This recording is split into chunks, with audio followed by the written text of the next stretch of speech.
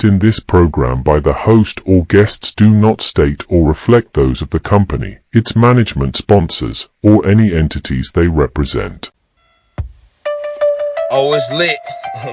We prime time. Subscribe, like, and share. Give us your feedback. Yo, I'm Manny at the plate and Kobe off a steal. Gretzky for the goal and Brady at the wheel. I'm a game changer, the Osaka of the tennis, and breaking scoreboards. Simone of the Olympics, defense and big business. The Mayweather who way better. From the greatness of Jim Brown, I've been down. Talking sports before I was off the porch. Screaming Bo knows while Jordan was playing horse. Late 80s getting torched by the drive and the shot. 2016 got a ring off the 3 in the block. They eased to forgot the cardiac kids. Price and Doherty, Bell in the Indian years. This who it is. Your host DeeTrynt, yo, that's a name banger. Come in the streets and talk sports with the game changer. Yo, your host DeeTrynt, that's a name banger. Come in the streets and talk sports with the game changer. Yo, what's really good? Dee Trynt, GameChangaSports Talk in the Street Sports. Man, what's really popping, man? Streaming on multiple media platforms, Facebook, Twitter, Twitch, YouTube. Follow us on IG at InDaStreetzSportz or at DeeTrynt. If you missed the live streamings, you can catch the replays on Spotify, Google Podcasts, Radio Public, and various other streaming platforms. Just look for the InDaStreetzSportz channel. Like, subscribe, share, follow. And once you get in there, you'll see GameChangaSports Talk with DeeTrynt. You know what I'm saying? Make sure you do the same there, too. I'm getting my share on right now. But it's been a lovely weekend for the state of Ohio. Well, I guess, you know what? It depends on your point of view, right? But I feel like it's been really good games. You know, the CAVS started preseason this week. I think they lost both games. But to be honest, man, it's not like that's what we're looking for with the CAVS right now. We know what type of team we got. They brought that team back. It's really more so about the cohesiveness and how they being utilized this year. And on that note of things, I like what Kenny Atkinson doing. Okay, listen, wherever you streaming from, wherever you looking at it from, yo, you can hit the link. Feel free to come up. We could talk about it. You know what I'm saying? Talk about what you want to talk about as far as on the sports side. You know what I'm saying? Cleveland sports, just, you know, the whole league of sports. It don't really matter. It's Sunday, you know, Sunday right before the game. Everybody got to get out there, you know, how they feel and what's going on. So definitely feel free to come up. Type in the chat, you know what I'm saying? I definitely will read your comments out loud. We can get into all that. But yeah, man, I like what Kenny did. All right. So in the first game, right, they played Chicago. All right. Now you gotta remember, man, Chicago got a brand new look. You know, I mean, Kobe White still there, Vucevic still there, Josh Giddey still there. You know, they still got Pat Williams there. Lonzo Ball is on his way back. To hear from the reports, he's going to play in the final 3 preseason games. So I think it's a positive for them. They traded for Josh Giddey. Zach LaVine is now back. You know, more healthy now. And you know, hey, the Bulls, you know, they have talent on that team. They got the young guy, Matisse something. I don't want to mess his name up. But oh boy, pretty nice. So the Bulls end up winning the game, right? But it was really a tale of two halves because the Bulls played their starters and their main minute guys way longer than the Cavs played theirs.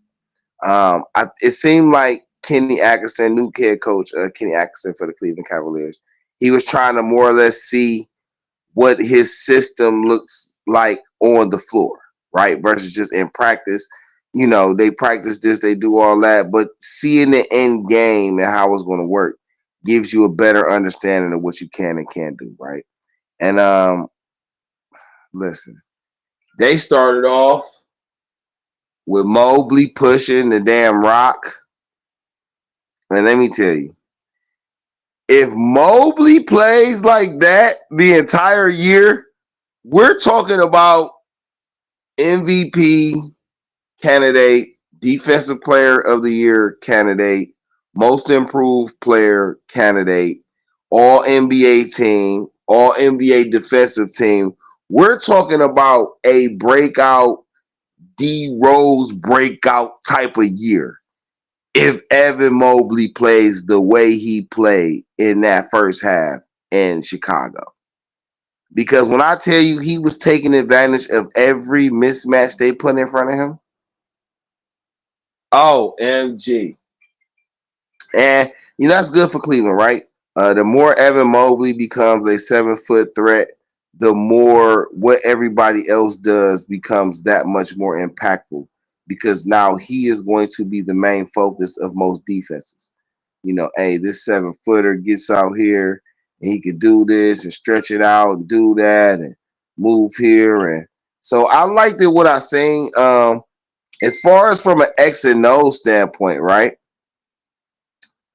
I seen everybody getting plays. Okay, it was amazing to see. Okay, and this is what I mean.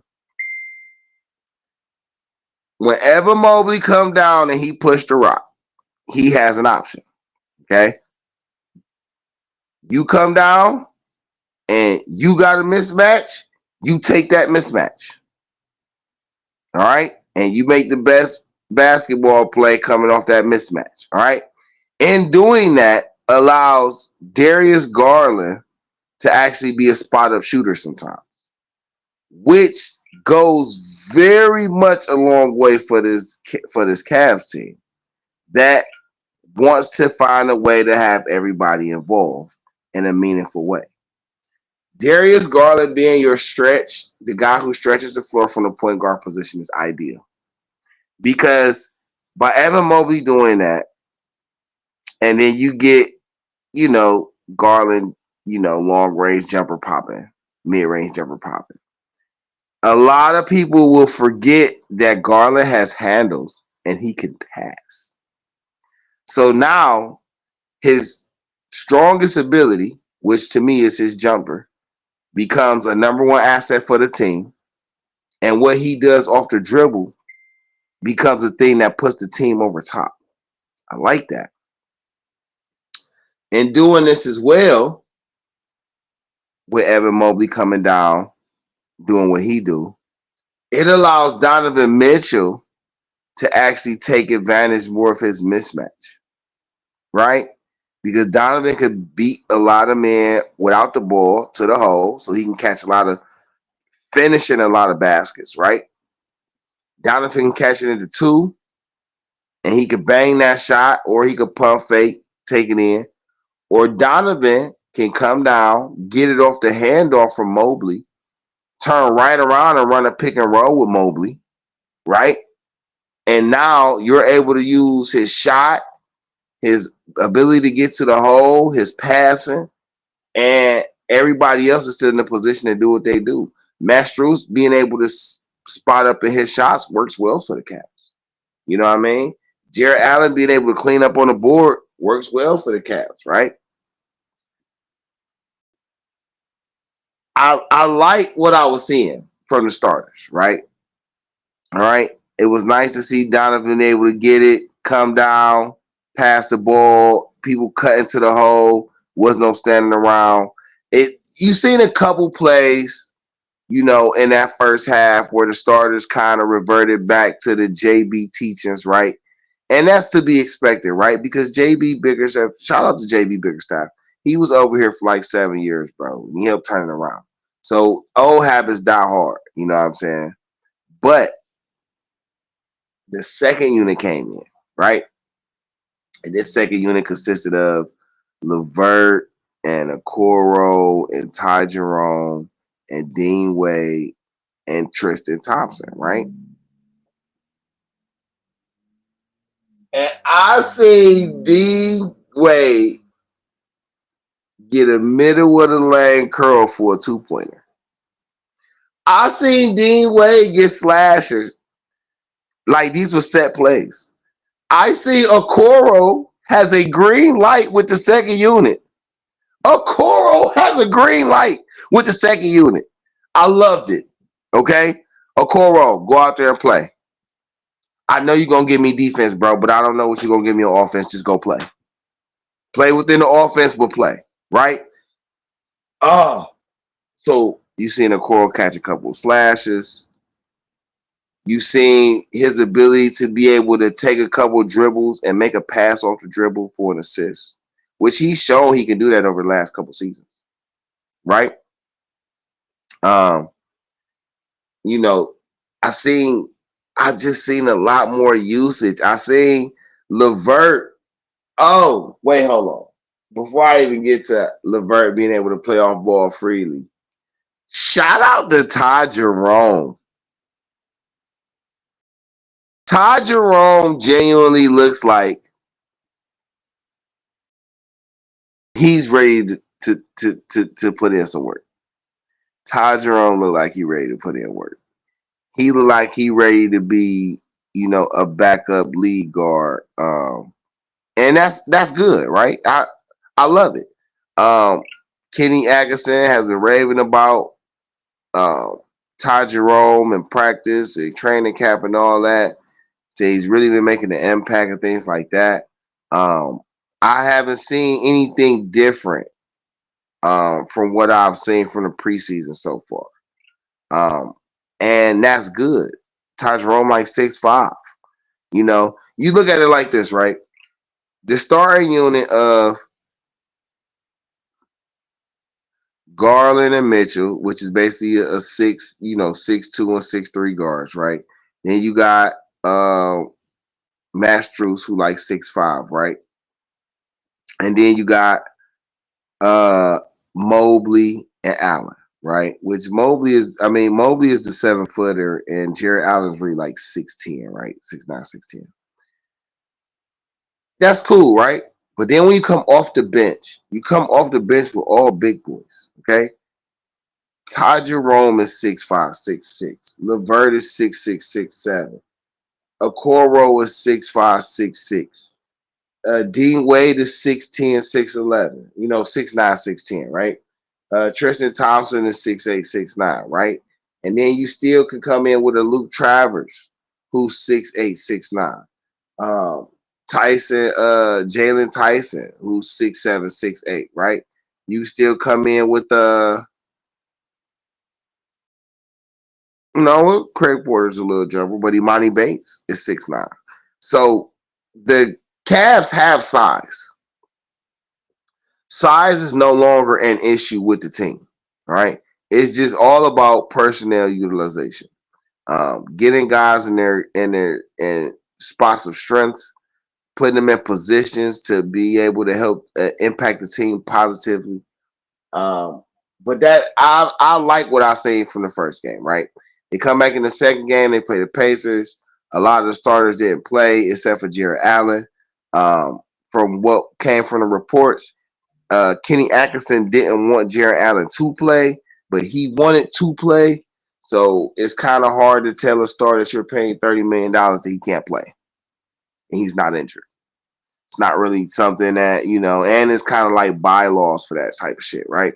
So he had to let Allen play, but he limited him, right? And even in limited time, Jared Allen had like 8 points. He had like 6 rebounds. He had like 4 assists. And he had like a block or 2, right? You got to see Jalen Tyson.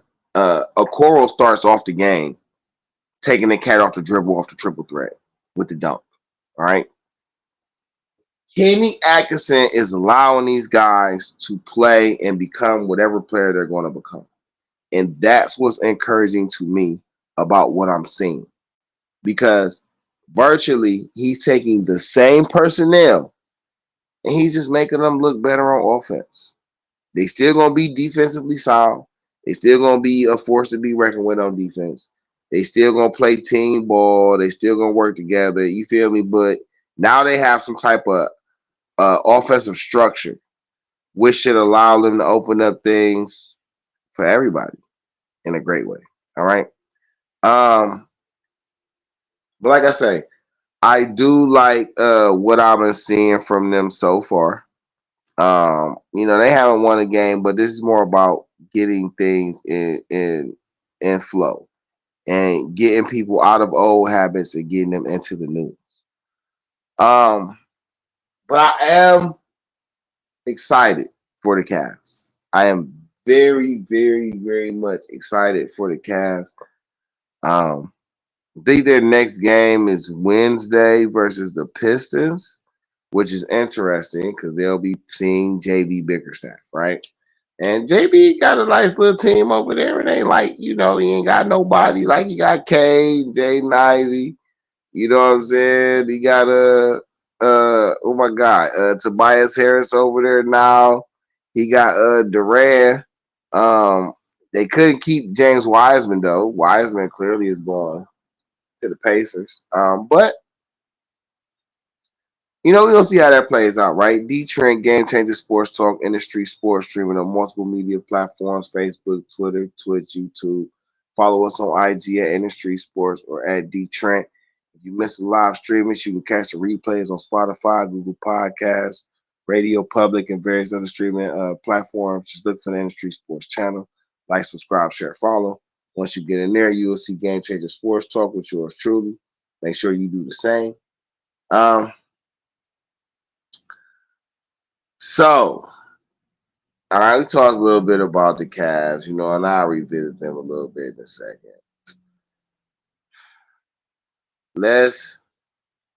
Maybe I should start with the good news, right? Maybe should I start with the good news? I don't know. Hold on. Let me share the stream again. Let me see what I want to start with because, right, you got well, the Browns play in an hour, right? Let's do that.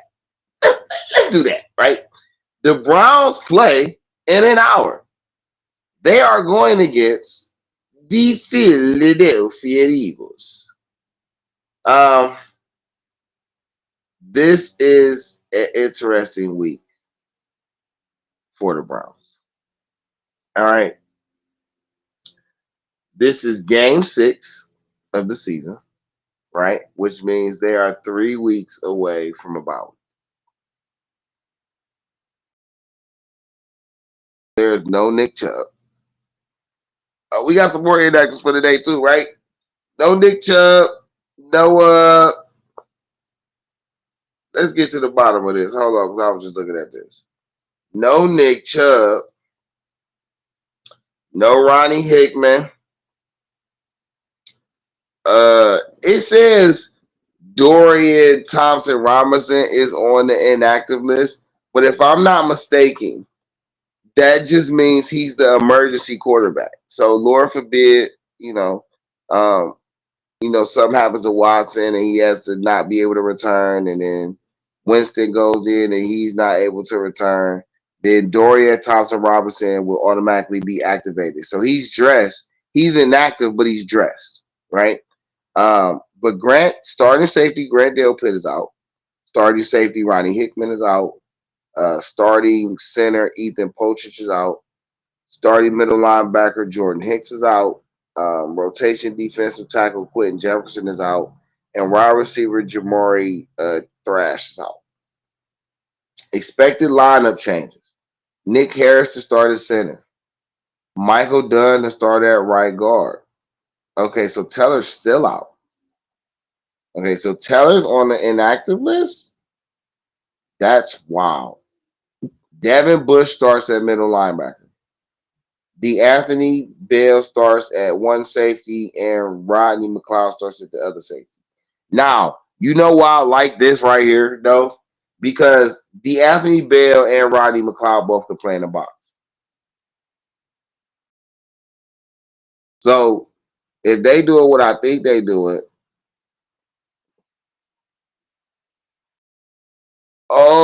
Quentin Jefferson might not be injured. Oh, that's interesting. And I'm going to tell you why I say that, right? I'm reading the notes straight from the site.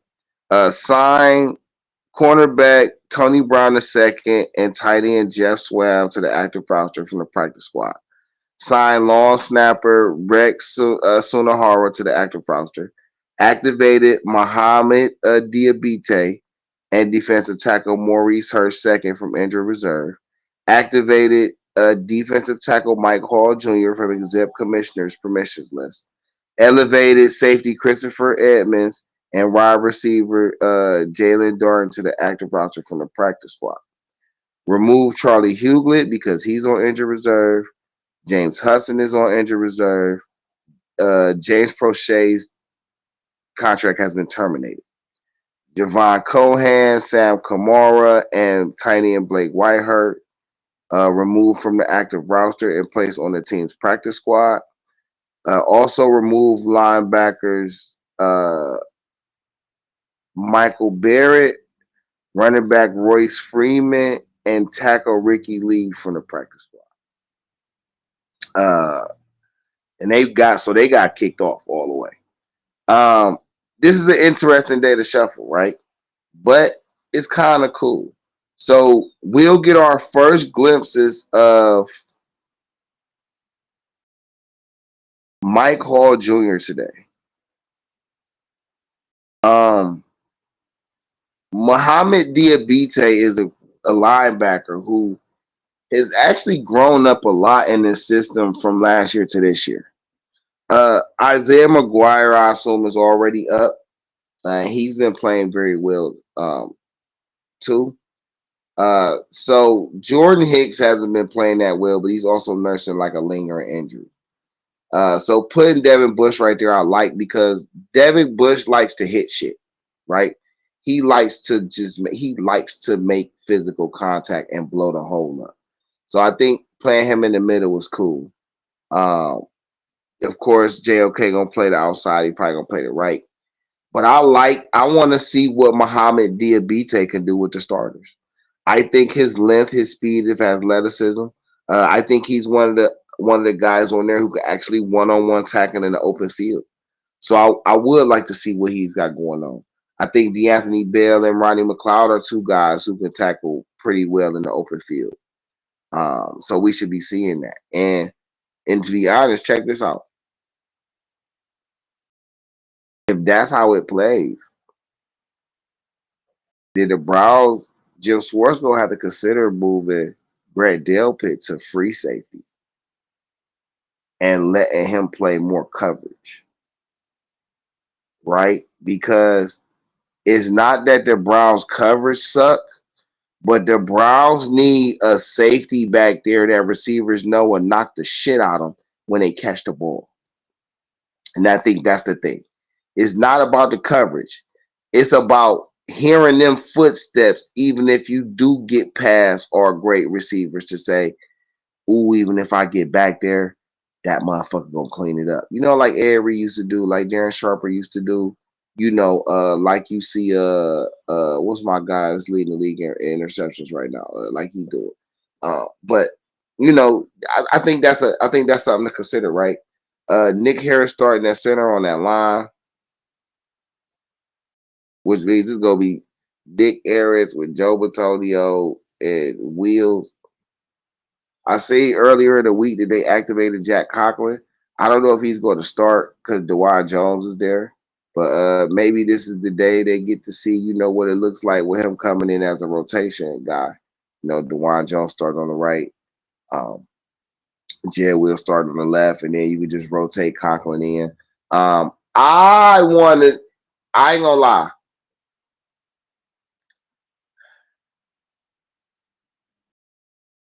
I feel like, and they don't have to do this right now, right? But if it was me, I would trade Wyatt Teller. I know this is wild.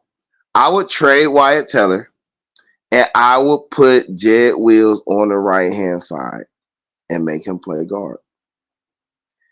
A lot of people will not agree with me saying that. They will say I'm tripping. DeeTrynt don't know what the fuck he talk about. But if it was me, I would be on that type of time.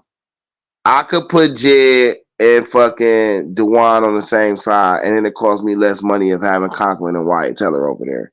And I still got young guys that can't do nothing but get better.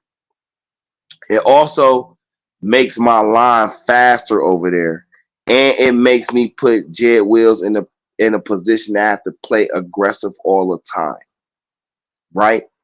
I don't think Jed Wills is athletic enough to be playing that left tackle, but I think he's more than athletic and more than strong enough to play that guard position. That's me. But forever, how they gonna have it today? They gonna have Nick Harris playing. They gonna have Zach Zenter on the right, with DeJuan Jones at the right tackle, which is cool, right? Because Zach Zenter like 6'6", DeJuan Jones like 6'9", and that alone should be a lot of, especially to take up for Nick Harris who only like 6'1", 6'2" type shit, if he that, right? Joe Batonio like 6'3", 6'4", and Jed Wills like 6'4". So the line, we gonna see what they do today. But having those young guys down there, the line should be a lot more athletic. Joe Batonio is still an athletic guy for his age, and his tenure in the league at this point. But our weapons gonna be there. All right. Cooper playing, Judy playing. Nick Chubb is not playing this week. He will be back next week to play versus the Bengals, which I like. It sounds smarter to me, if you ask me. For him to his first game to be back at home, and let him practice and be around for a couple weeks. I don't know if he's going to dress today because they don't have him on the inactive list. So he may dress, and he may just dress and be on the sideline. I'm not really sure how that's going to work, but that's just my speculation. The Browns play the Eagles, man. We know what the Eagles about, right? Jalen Hurts, Saquon Barkley, Keith Barwell, AJ Brown, Devontae Adams. They added Jahan Dotson. They got what's the tight end there? Ertz, right? They got Ertz, or they got Dobert. Well, no, we gotta find out. But the Eagles got a squad. They got a nice defense, even though they just Devin White, who they signed in the offseason, never played for them. I didn't get into specifics of why that how that came about. I could speculate, but I don't know. I thought it was very interesting though that he never played for them. So I hope it's not a lingering injury thing and he's not healthy enough to play. That's what I would hate for it to be. At the same token, Devin, bro, if it's because you're not healthy enough to play right now, then just spend the rest of the year getting healthy, bro. Just eat right, get some of them natural remedies, work out without overstressing yourself. Get your shit back together, bro, because you're a phenomenal player. Because you may not play this year, don't mean you can't come back next year and do your thing. So, I would definitely encourage you to definitely get all the way healthy if that's why y'all didn't work out. If it's anything outside of that, you know what I'm saying? I just hope for the best for you, bro. The Eagles, though, they come in, they like 2-2. The Browns 1-4. Somebody need to win. The Eagles look like a way more of a well-oiled machine than we do. That I'll give you. They look way more like they know who they are. The Browns' problems, and I'll say this again because a lot of people just feel like the sky is falling in Cleveland. It's not that the sky is falling, y'all. They just need to figure out how to play together. Okay? You're dealing with multiple injury comebacks. You're dealing with a new system, a new way to do things. You finally got your quarterback here for a whole season without all the, off the field litigation bullshit or, injuries being in the way. Your whole team's still not even back. The urgent thing for the Browns to do right now is they do need to win out up until the bye week and come out of the bye week 500. All right. That is one thing that I feel like is important to salvage a positive drive for the season. Because if the Browns lose today, right? And if they lose today in like embarrassing fashion, we got to start talking about getting ready for next year. We got to start talking about getting ready for next year. You know what I'm saying? Because at that point, there's no point of focusing, we should be going to the Super Bowl. We should be making the playoffs. At that point, when you lose today, the only thing you can focus on is the basics.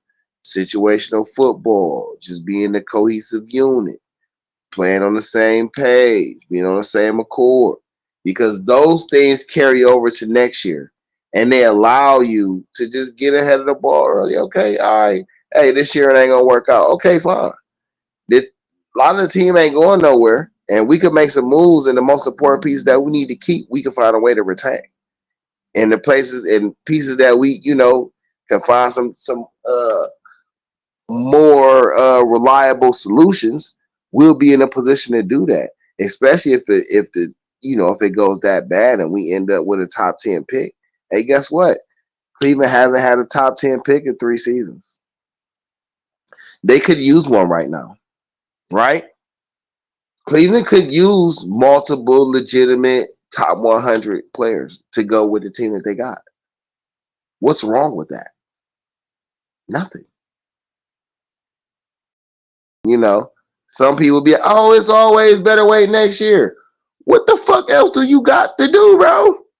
I'm so sorry. I don't understand. Right? And I'm going to say this because I've been saying this and I typed it, but let me get this on record, right? The Browns have never won the AFC North.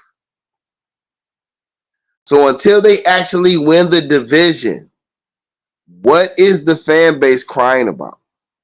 The Browns haven't achieved back-to-back 11-win seasons. I think that's a criteria that they would need to do.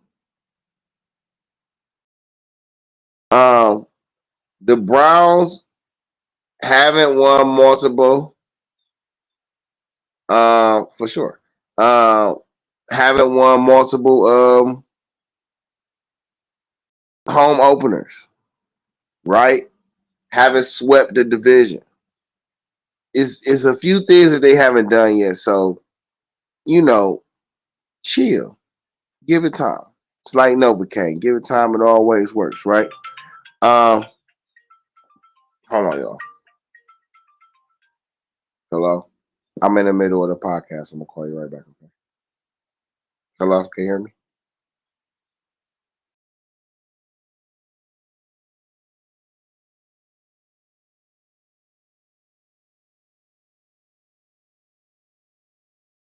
So, all right, Dee Trynt, GameChangaSports Talk, InDaStreetzSportz, streaming on multiple media platforms, Facebook, Twitter, Twitch, YouTube.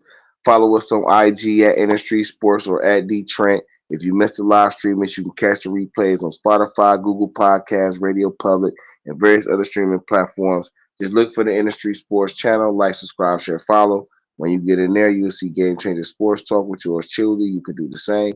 Make sure y'all go to the website, InDaStreetzSportz.com, get the latest articles, what's going on around the community and things like that. And let's get to a more positive note, right? The Guardians are going to the ALCS, baby! Now listen, y'all. Okay. Let me just give a little bit of fill-in, right? My favorite 3 sports in this order are football, basketball, and baseball. In that order. All right. Football, basketball, baseball. Right. I been a fan. The very first sport I started watching was basketball. I started watching basketball in the late 80s. You know, it was 80s, 80s, 88, 89. I remember the first time really watching basketball. I know I remember that first. We watched football too, though. So during the drive and the fumble years, and Ernest Biner when he went to Washington, that was my guy. So, but I say all that to say, you know, me and my grandparents used to sit up and watch the when they were called the Indians. Used to watch tribe games all in the 90s. Okay.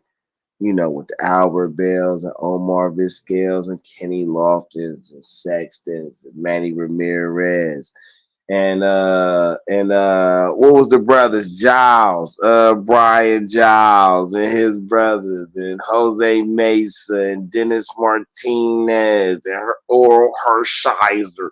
And I mean, like, listen, I was watching, okay? I used to be into the farm systems. I used to be like, I fucks with the game, right? But my favorite part of baseball is the hunt for Red October. I don't care who you are. Playoff baseball is some of the best sports in the world. Playoff baseball is intense because, like football and like basketball, and like any sport, when you get into the postseason, right? Every possession matters. And this becomes a different thing when you talk about a sport that most people call boring, right? But these Guardians are playing their ass off all year long, okay? Overcoming various little injuries or whatnot, little lineup mishaps, going through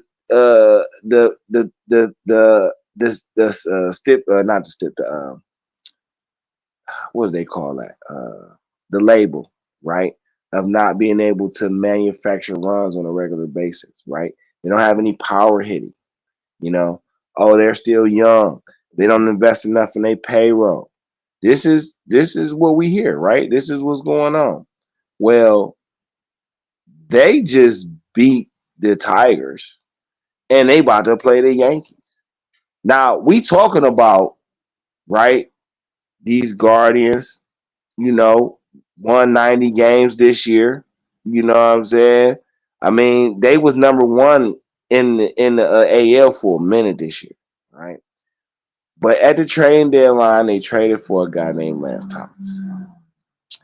And Lance Thomas is a nice all-around player. He got some power, he's got some speed, he's got some defense. They put him in between Ramirez and Naylor, and that's been a crazy combination. I watched the first game of the series, and I watched the last game of the series. All right. And yesterday's Guardian game was so intense. And it was so good. The Tigers had Schoolball on the mound, and and the Guardians went with Boyd. Okay. I guess Boyd came back from Tommy John surgery this year, and he was with the Tigers for a minute from what I was picking up, right? Because I didn't know. I was just picking it up as I was listening. And Schoolball and Boyd was going at it for like the first 4 innings, bro.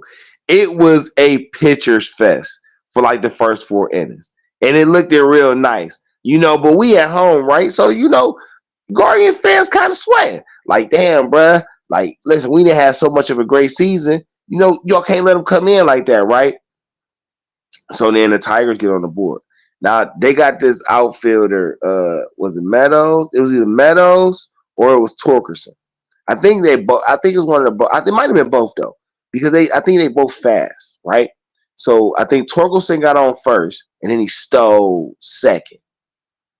I think he got on with a double and stole third, right? The next hit didn't advance him. I think it was a fly out, and then the next hitter got on base, but it didn't advance him. And then the next hitter brought him home, right? And the Tigers end up getting a run. I think it was the fifth. They got a run, and they end up stranding 3 batters, right? So Tribe come out. The Tribe don't score that inning, right? Schoolball do his thing, right? Tigers get back on. I think at that point they brought in Smith. They took Boyd out. They sat in Smith. So I think Boyd went like 4 innings, right? And then they like 4 2/3 or something, or once 4 1/3. And they brought in Smith, right? Smith gets the outs. So we get to the 6th. I want to say this was the 6th, right? Schoolball, he feeling himself, right? Okay. Boom. We come out. I like Rokio, bro. Rokio get on base. Right? Rokio get on base. Then Quan hit. Quan get on. So Rokio and Quan on first and second. Then no. Hold on. No. Rokio got on. Bo Naylor struck out. That I keep forgetting him because he keeps striking out. Why do Bo? So Rokio get on. Bo strike out. Quan get on. Then Fry get on. Right. So now you got the bases loaded with Ramirez at the plate. Now in the previous inning, the Guardians loaded the bases. Right. And what happened was Quan got on. Rokio and Quan got on. Fry struck out, and then they walked Ramirez, and they got to Lance, and Lance struck out, so that retired the side. So you get to this part, right? So now it's so again, you got Rokio on third, you got Quan on second, Fry on first, with Ramirez at the plate. Schoolball hits Ramirez on the second pitch. First pitch, Ramirez fouled out. He damn near took that bitch out yard, but he fouled out. Fouled it out, right? And the next pitch hit him on the forearm. So Schoolball walks in the tying run, right? The very next pitch is to Lance Thomas. First pitch, smack, grand slam, put it out the park, baby. Now listen, when I tell you Progressive Field was jumping because I found out that the stigma right now on the Guardians is we have the best bullpen in the majors. So if we get to the 6th inning with the lead, it's a good chance we're not relinquishing the lead. I think adding to yesterday's game, the Guardians are like 73-2 when leading after 6 innings this year. That's an amazing record. Okay, so Lance hits the grand slam. All right, so now we up 5-1. Detroit comes back in the next inning. They put up 1. I think they put up 2 that inning, and it's 5-3. Then the Guardians put up 1 in one inning, and they put up 1 in another inning. So it ended up being 7-3. But the bullpen for the Guards, right? And some people was mad at Volt because he started off with Boyd. I want to say Boyd went either 3 2/3 innings or 4 2/3 innings. And then he brought in Smith. And Smith went for like, I think he went 2 innings. Maybe 2 1/3 of an inning, right? And then he brought in Gaddis. No, he brought in Herring. So then he brought in Herring. When he brought in Herring, I want to say it was 1-1. Then we hit the grand slam and went up, and then they got a run, and then he brought in Gaddis, right? So some people were saying he brought in Gaddis too early. From what I was picking up from what was being said, I think he wanted this. How I figure Volts looked at it, right? If I'm going to use these guys, I'm going to use them early because I plan on winning the game. So I need to get to a guy that I can stretch before I get to my closer. And I don't think it's out of pocket the actual closer to get 6 outs, right? You really only ask him to get 3. But I don't think it's out of pocket for the actual closer to get 6 outs, especially when your closer is Emmanuel Closet. All right. So he gets to Gaddis, and I like the moxie on Gaddis. When Gaddis came in, it was 5-2, if I'm not mistaken. Gaddis allowed a run. Then he allowed them to load the bases. And he was striking shit. Like when it mattered, Gaddis was getting strikeouts. And that's what I liked. It was a confidence, faith thing for me that had me really like impressed with how we did it. And I don't know if this is the exactly what was going on, but it just felt like to me like he wanted to instill some type of faith in Gaddis because whatever Gaddis pitching skill set is, he's going to need in the next round, right? I'm not saying that's what's going on. I'm just saying that's the impression I got from how it was playing out. But the guards did their thing, man. Shout out to Detroit. I think Detroit has a nice team from what I've seen. They really got some pieces. If they get like another a true star over there, like I say, I don't know if one of these guys is supposed to be the star, but if they get a true star over there, that team gonna be lethal. But the guards got pieces, bro. Quan was 3 hits or 5 at bats. Fry got a hit. Ramirez had a hit in the RBI. Lance Thomas, with 2 hits, 1 being a home run, 5 RBI. Jimenez got 2 hits. Rocchio got 2 hits. I don't know what's up with Bo Naylor and Noel. And Josh Naylor, though, right? Josh, I love you, Josh, but you have to show me more play discipline. You tripping, bro. You be swinging at shit you know you don't got no business swinging at. Fry was doing that yesterday too. But Fry been coming through on the clutch side though, so I can't really and it's not that you don't do nothing, Naylor. I'm not saying that like saying it versus him, but I'm saying like Naylor, bro, you gotta show more play discipline. There's no way you and Ramirez been playing on the team together this long and you don't have more play discipline than that. You know what I'm saying? This not gonna work against the Yankees. But I will encourage you to when you get a chance to take advantage of a Yankees pitch, take full advantage of it. They throw you something nice over that plate, take it yard. Take it yard for sure. But show more plate discipline and force the pitchers to give you the pitches you want to hit, bro. I think for Bo Naylor, it's just part of the process. I like Bo Naylor's defense. I like his awareness. I like his batting stance. I just think he need more plate discipline too. He too anxious to get a hit. If he relaxed and just let the pitches come to him, he would do a lot better. Noel, I think the lights were just big for him, and I think he was just over anxious. I don't remember seeing or recall how many. I don't think that he really got too many hits this series. Um, his defense is still great.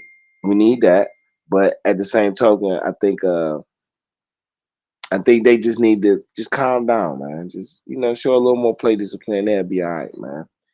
DeeTrynt, GameChangaSports Talk, Industry Sports, streaming on multiple media platforms: Facebook, Twitter, Twitch. Follow us on IG at InDaStreetzSportz or at Dee Trynt. If you missed the live streamings, you can catch the replays on Spotify, Google Podcasts, Radio Public, and various other streaming platforms. Just look for the InDaStreetzSportz channel. Like, subscribe, share, follow, and you will see Game Changer Sports Talk with yours truly. All right, so let's get to, I don't know. I want to call this heartbreaking, right? But I'm not really mad per se because this was a hell of a game, right? For now, we're pivoting to college football. Okay, the number 2 team versus the number 3 team at the number 3 team's home stadium, right? And this is what a top ranked game should look like, right? It should be some back and forth. It shouldn't be a manhandling. One team shouldn't be so much dominant over the other team that you're trying to figure out why they're ranked to begin with, right? The whole point is to have competitiveness throughout. This is the year that you get 12 teams in the playoffs versus 4, which means there are 8 slots available that were never available before. So, with that being said, losing a game or losing 2 games doesn't necessarily put you out of the playoff. It just depends on who else in consideration, right? Um, you know, we're at a point in college football where in a few years, going undefeated will almost seem impossible because so many programs and so many teams will be then got so much better and so many much more player and such more talent coming up um, that it's going to be hard to go undefeated. And Oregon and Ohio State last night had one of the most incredible games. Okay, if you don't believe me, let's start with the O State stat line.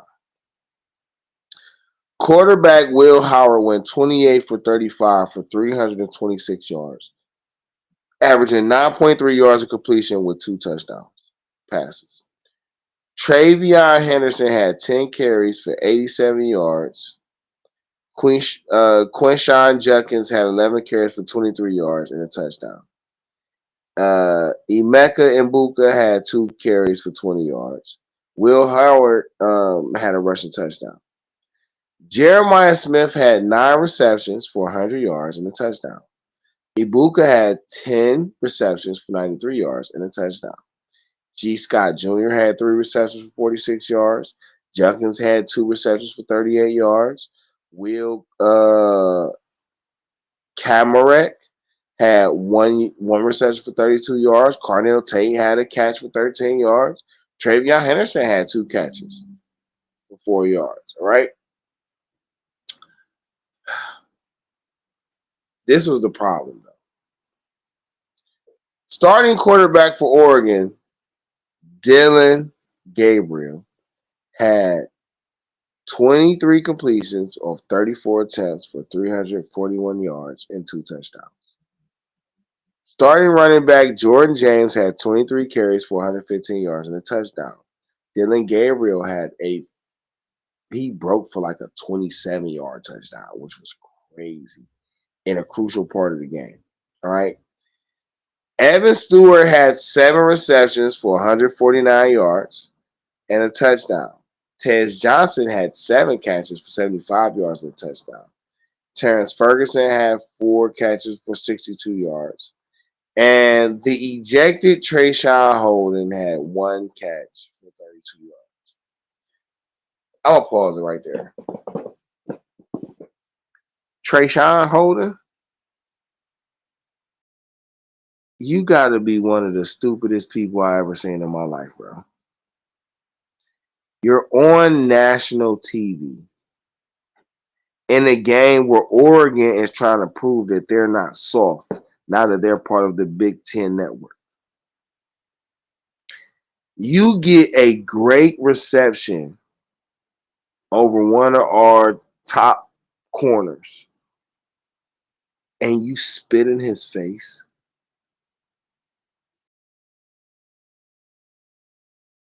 What you did was so unbelievable that most of us didn't even know it was happening. We seen the flag on the play and was like, where the fuck the flag at? Like, dude just caught a fire ass pass. They marching. I don't understand. I don't know if old boy said something to you or not, but you're grown, bro. College student or not, you're an adult. And I don't understand why you would do that. Why would you disrespect that man like that? Why would you hurt your team like that, knowing you're one of their top weapons? Like, there was no justification. There's no justification for it.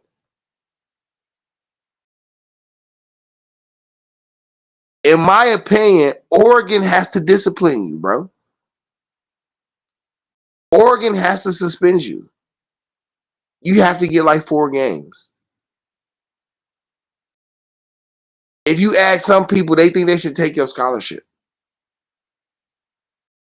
Because that is a level of disrespect that's inexcusable. There's no coming back from that. Okay? That is going to be a stain on you for your entire football career. The NFL will use that as a reason to not draft you and say that you're a problem because you like spitting on people.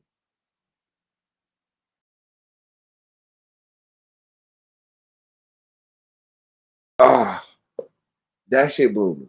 Anyway, all right. O State comes down, scores. Oregon comes down, scores. They tried to go for 2, messed it up.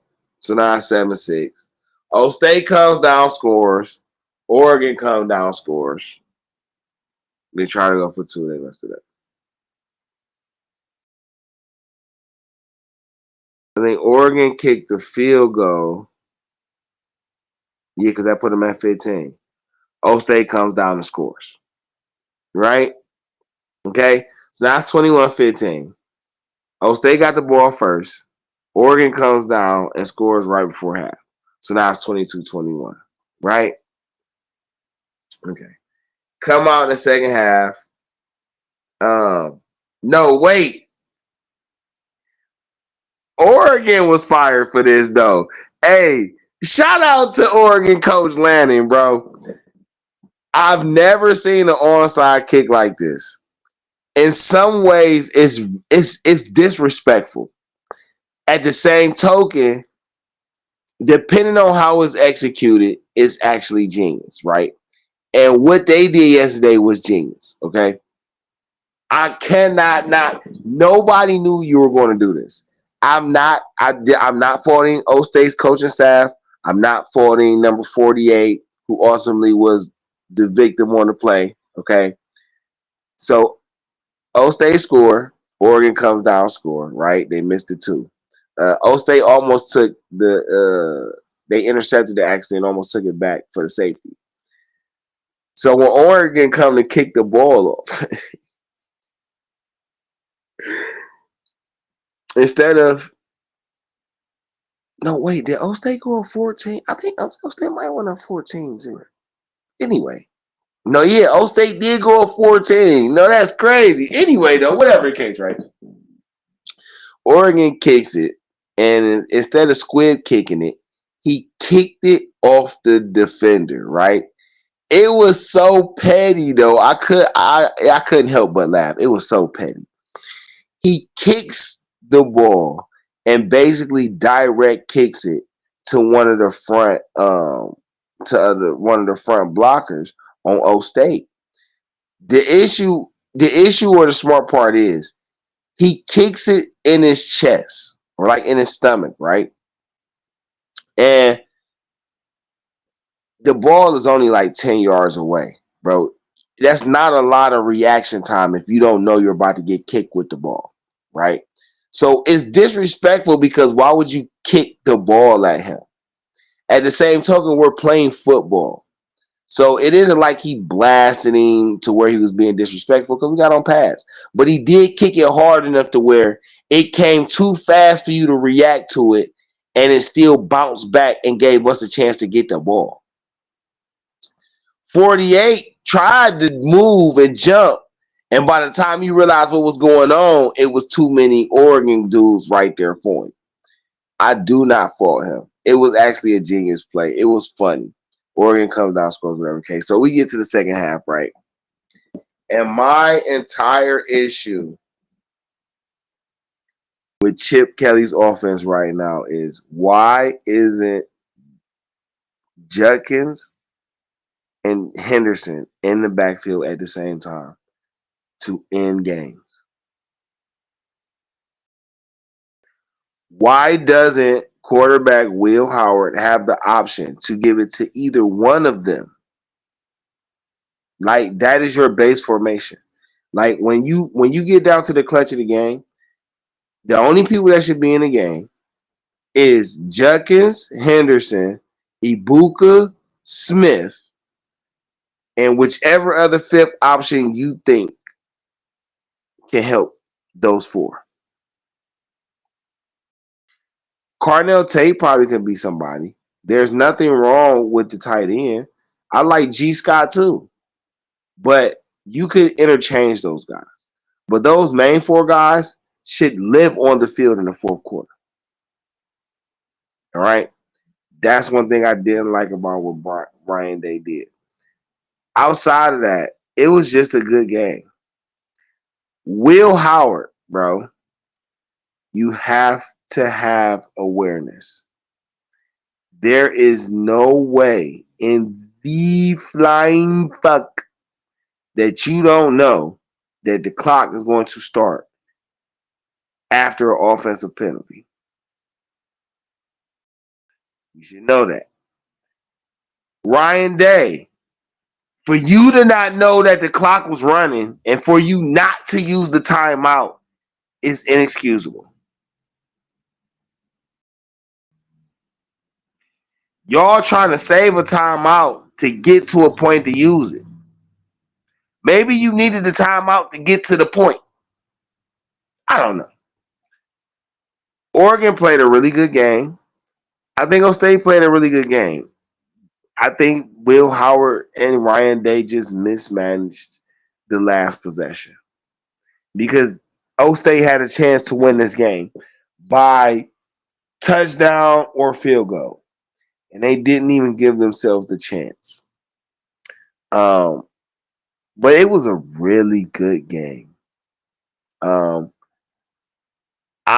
From the scores I seen from everybody else in college yesterday, I don't think anybody did anything to move. I think the top four teams should stay the same in the exact same order. That's just my opinion, right? I don't think Notre Dame whooping Stanford was significant enough for them to move up, right? I don't think Penn State barely beating USC gave them a chance to move up. I don't think Missouri blowing out Massachusetts is giving them a chance to move up. Alabama barely beating South Carolina definitely doesn't give them a chance to move up. The 2 and 3 contest is 1 point game. Texas blew out Oklahoma. That's number 18. Number 14 won by 3. Georgia barely beats Mississippi State. Tennessee had to come back to beat Florida. LSU should probably move up because they beat Ole Miss, and Ole Miss number 9. But I don't think the top 4 should change. I don't think the top 5 should change. I don't think nobody did anything to move down or move up. O State losing by 1. Unfortunately, they lost to the number 3 team. So if you want to put the number 3 team ahead of the number 2 team, I can see that. I can see you put Oregon ahead of O State for right now because they won. I just don't feel like nobody else did nothing to move up, but I know that one loss is gonna move them down. Like, you know what I'm saying? Like, I know the one loss gonna move O State down. I'm not ignorant to that, but I'm just saying off what I seen. I don't really see how the top 4 should change outside of Oregon going to number 2. But O State, listen, you gotta play with a little more dog in you. Burke was getting his butt beat yesterday. Denzel Burke, you my dog, bro, but you was getting beat like you stole something yesterday. Oregon was picking on you. Dylan Gabriel was picking on you, bro. That ain't how it should work. But he was picking on you. I'm gonna need you to get it together, my guy, because I feel like you're an asset, and I feel like you got a promising future. Um, I think you're gonna get to the NFL and be more of a nickelback than an outside. That's just me from what I've seen, from what I've seen you play. But my guy, you can't be letting them do you like that, man. You can't be letting them do you like that, bro. They was disrespecting Denzel Burke yesterday, bro. They was lightweight picking on Burke, bro. It was making me mad. I felt some type of way. But that just goes to show that the Oregon program has some real talent over there. You know what I'm saying? It wasn't just Bo Nix and like they got some real talent over there. And that's what's up. So Dee Trynt, GameChangaSports Talk, Industry Sports, streaming on multiple media platforms: Facebook, Twitter, Twitch, YouTube. Follow us on IG at InDaStreetzSportz or at Dee Trynt. If you missed the live streamings, you can catch the replays on Spotify, Google Podcasts, Radio Public, and various other streaming platforms. Just look for the InDaStreetzSportz channel, like, subscribe, share, and follow. Once you get in there, you'll see Game Changer Sports Talk with yours truly. Make sure you do the same. Listen. It's been a pleasure rapping with y'all on this Sunday early. We got about 14 minutes before the game starts. Browns versus Eagles on Fox Networks. If you in the Cleveland, you know that's Channel 8. If not, I don't know who Fox is on your network, but that's where you want to go see the game at. If you can't, you know what I'm saying, go ahead and stream that joint. I'm probably about to end up watching that joint from my phone. We gonna see how it play out, man. It's been a pleasure. Love, enjoy, and if y'all got some Sunday dinner, man, email me. I'll pull up for a plate. All right, holla.